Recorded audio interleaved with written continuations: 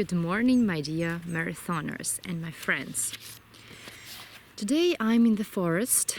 It's very beautiful here. The birds are singing. The scent is so nice. All the trees and the flowers are blooming at the moment. It's just mysterious and magnificent. Today I'm going to read you a story by O. Henry. This is an adapted book. And the name of the story is called The Girl. Listen carefully. In the end of the story, you will get some interesting new words and you will have a certain task to do. So listen carefully to each word I'm saying. Girl. On the glass door of the office were the words, Robbins and Hartley Brokers. It was past 5 and the clerks had already gone. The two partners, Robbins and Hartley, were going to leave the office too. Robbins was 50, Hartley 29, serious, good-looking, and nervous. A man came in and went up to Hartley. "I have found out where she lives," he said in a half-whisper. Hartley made a sign of silence to him. When Robbins had put on his coat and hat and left the office, the detective said, "Here is the address," and gave Hartley a piece of paper. There were only a few words on it.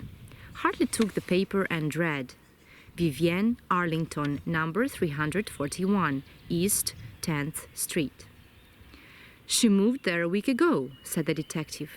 "Now, if you want to know about her, Mr. Hartley, I can try to find out. It will cost you only $7 a day. I can send you a report every day." "Thank you," said the broker. "It is not necessary. I only wanted the address. How much shall I pay you?" "1 day's work," said the sloth. "Then $10 will be enough." Hartley paid the man, sent him away, and left the office. He went to find the address written on the paper the sleuth had given him. It took him about an hour to get to the place. It was a new building of cheap flats. Hartley began to climb the stairs. On the 4th floor, he saw Vivienne standing in an open door. She invited him inside with a bright smile.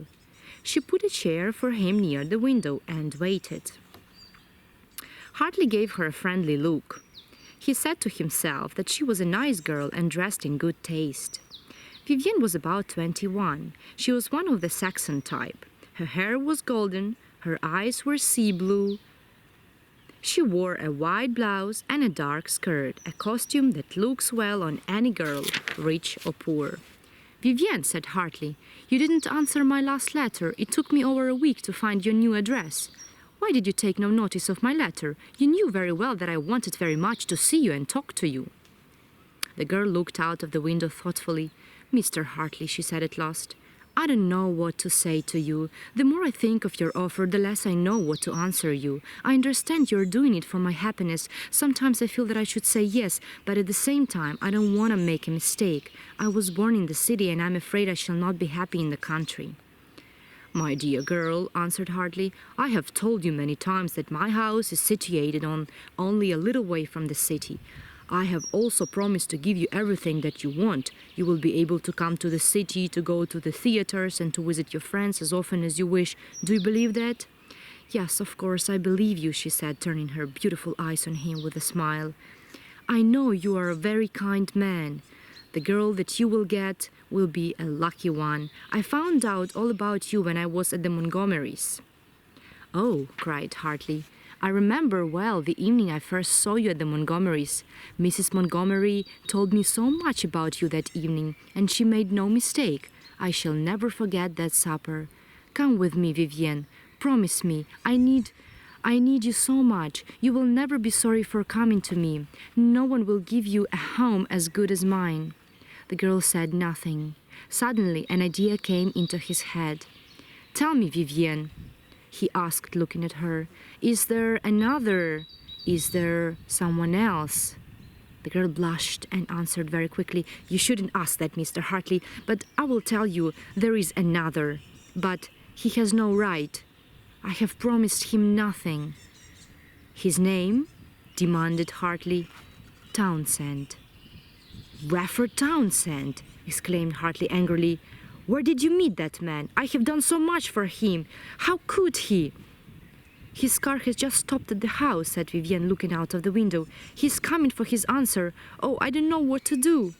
The bell rang. Vivienne hurried to open the door. Stay here, said Hartley. I will open the door myself. Townsend was surprised to see Hartley. Go back, said Hartley. Hello, said Townsend. What's up? What are you doing here, old man? Go back, repeated Hartley. The law of the jungle. She is mine. I came here to see her on business, said Townsend bravely.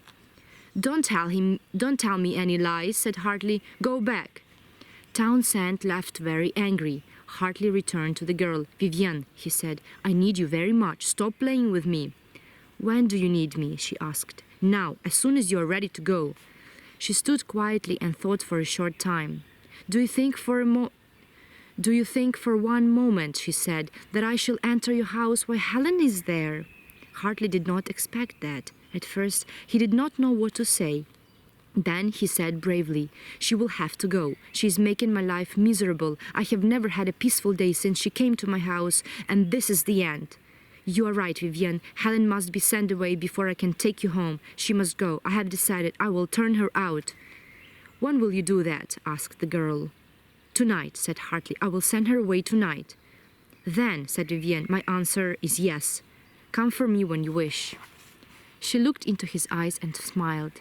Hartley was happy, but he was afraid to believe her.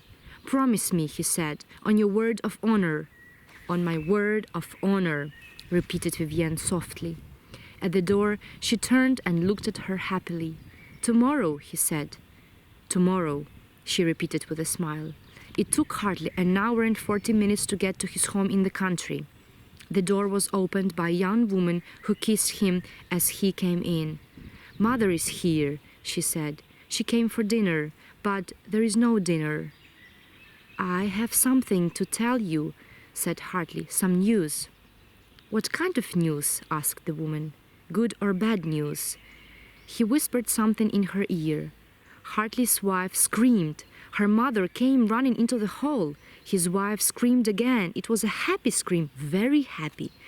Oh, mother, she cried. What do you think? Vivienne has agreed to come and cook for us. She is the cook that worked for the Montgomerys a whole year. I'm so happy. And now, Bill, dear, you must go to the kitchen and send Helen away. She is drunk again. So this is the story about the girl. I hope you caught the twist of the story, the riddle of the story. You will be able to understand what the story was about. And there are some nice phrases that I want to teach you with the story. So the first one, he made a sign of silence to him. Він показав йому знаком, щоб він замовчав. How much shall I pay you? Скільки я вам винен? It took him about an hour to get to the place. Йому потрібно було біля півгодини на дорогу. Gave her a friendly look. Her eyes were sea blue. Rich or poor? Why did you take no notice of my letter? The more I think, the less I know. A lucky one. You will never be sorry for coming to me. What's up? On business? She will have to go. On your word of honor. What kind of news?